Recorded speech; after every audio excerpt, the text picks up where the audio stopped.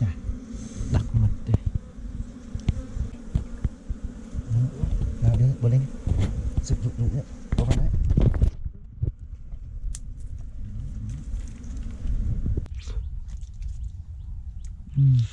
Đặc mật. Ăn nó có thiệt. Hello anh em, chào mừng anh em quay trở lại với channel của mình nha. Thì hôm nay tiếp tục video là mình sẽ đi bắt thêm một tổ ong nữa để về nuôi nha mọi người.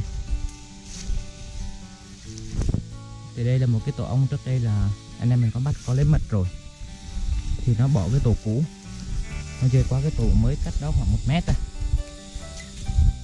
Mà trước tới nay là gần cả tháng rồi á, mình cũng chưa biết là nó có làm lại chưa nữa.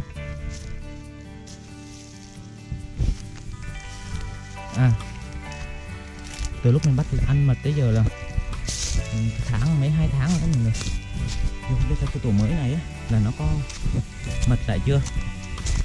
Nhưng hôm nay á sẽ quyết định đào nó ra bắt tổ này về luôn á. Hôm nay đi thì mình đi 2 người anh em nữa là 3 người nha.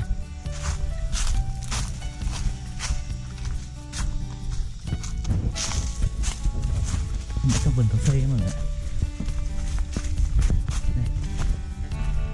Đây là cái thùng để mình bỏ ong này. Đây là cái thùng bỏ ong nha. Cái này thì để tí bỏ con ong chúa vào đây á. Rồi ít quân rồi mấy con rồi quân của nó bu theo cái này rồi mình bỏ trong cái rương á, cho nó vô rương nó ở nha.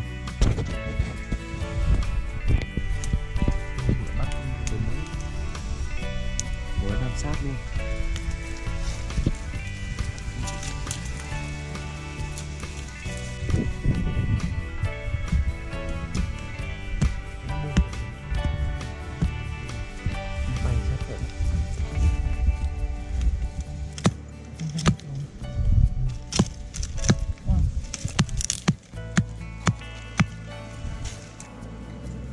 Con đấy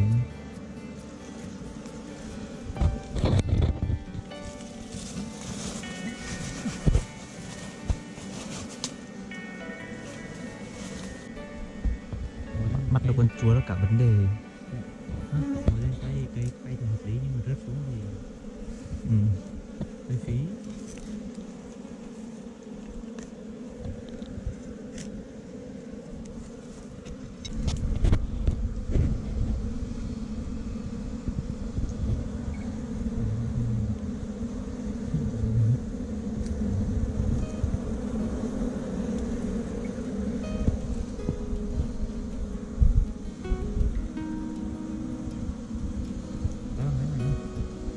Cây này cho dễ.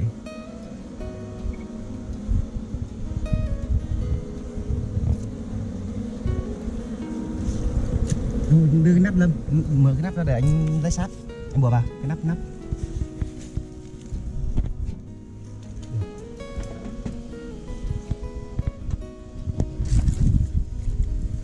Gì đâu? Để tí ăn. Không có gì hết. Sắp không đấy hả? Ừ. Không, để móc con treo lên đây. Thấy chưa? Em treo lên đây. Tới đây.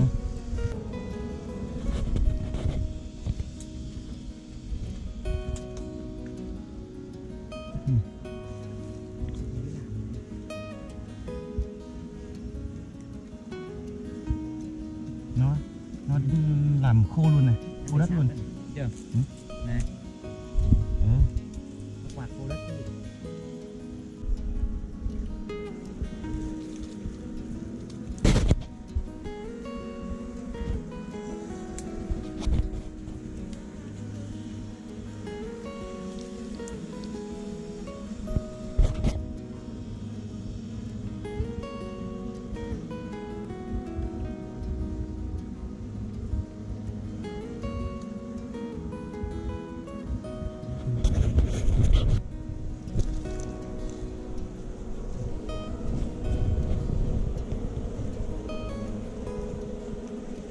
Ồ.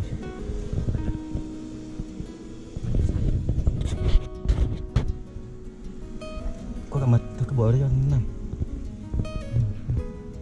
Ui, mật niêm phong đầy luôn này. Mật nhiều lắm. Đây này, giới thiệu cho con này. Niêm phong này mọi người. Nó niêm phong không? Sao mà toàn bộ đây là mật hết nha. khúc trên này trở lên là ong nó bỏ mật này, còn khúc này ở trở xuống là ong nó đẻ vô đây này, nó đẻ quân với cái đẻ đứa con này. Cái này nem phong nhiều đặc luôn, cái này nhiều này. Đưa cái lô xô đây anh mà. Trong được quá anh thấy anh bắt tấm anh bắt luôn. Đây cái lô xô để tướng, bắt tướng.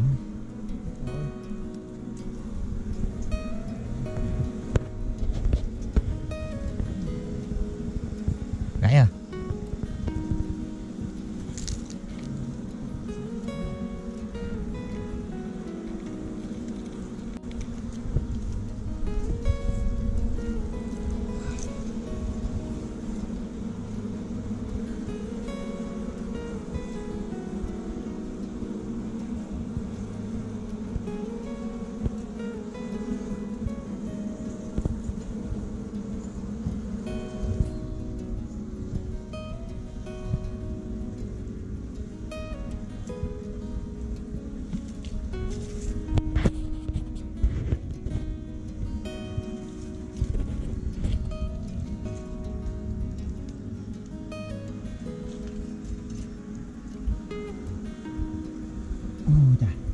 Đặc mật đi.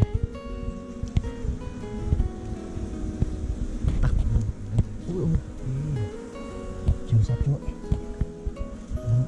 Nào đi, bố lên. Sử dụng đúng đấy. Có vào đấy.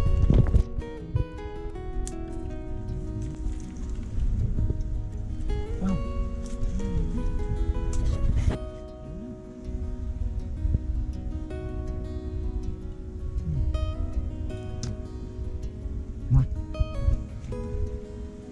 Mắc ở tay mà không dám liếm.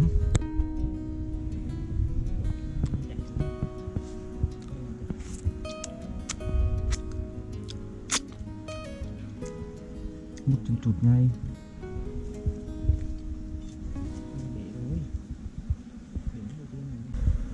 Bên trong kìa, bên trong mới niêm phong đặc kìa.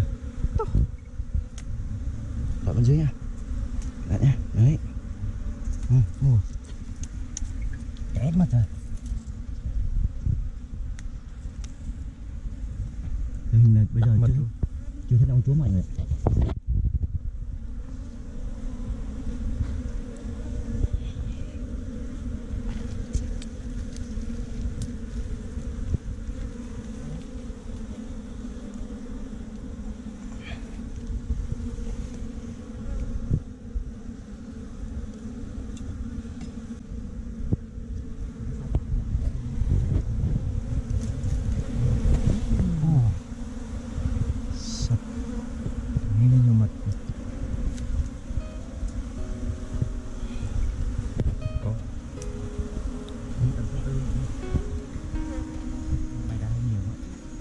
Chân rồi đấy rơi.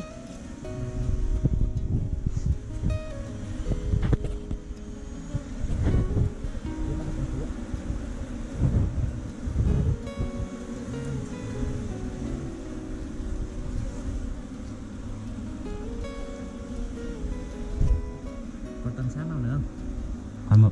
Còn một mảnh nữa. Nhỏ quá.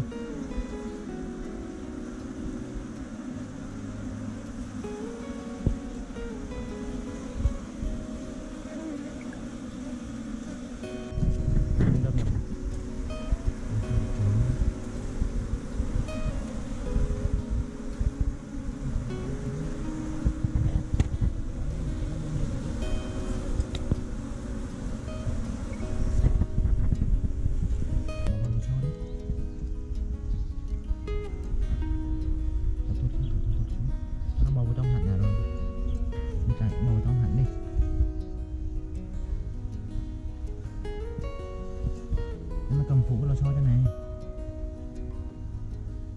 Mèo nó đấy. Rồi.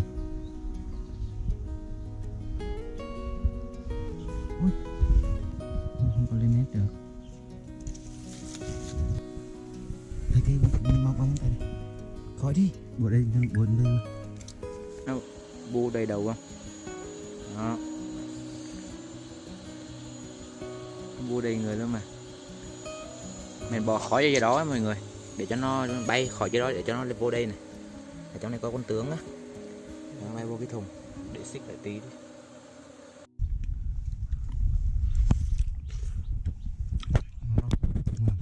Ngọt quá, ngọt khát khổ. Để em nằm đó hơi còn khát khổ này. Wow, là mật luôn này. Đây này.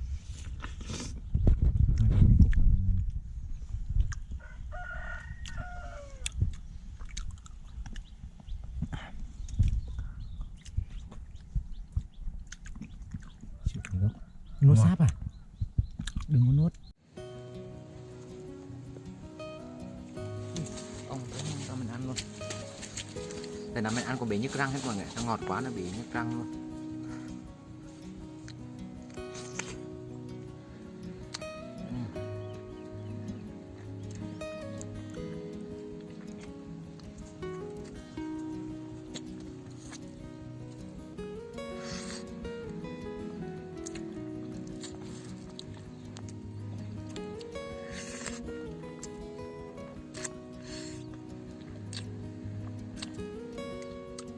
Ăn ngán quá mọi người ạ. Con này mình đem về nhá, ngán lắm à.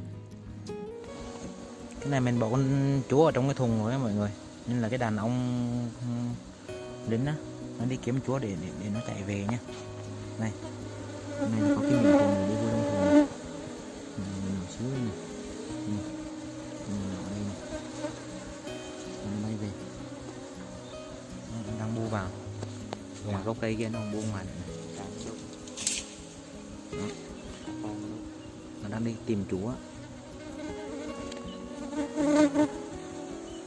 Giờ anh em mình bỏ ong trong cái thùng đó mọi người, nên là giờ mình sẽ đem về nhé. Lúc nào tụi mình bắt ở bên đó, gốc cây to to đây này, đi thẳng cái đường này. Giờ bắt ong bỏ trong thùng á, giờ đem về. Tại vì có con tướng á mọi người, bắt được con tướng á, đem con tướng đi đâu là đàn ong nó bay theo đó à. Đem để bên vườn nhà mình nhé.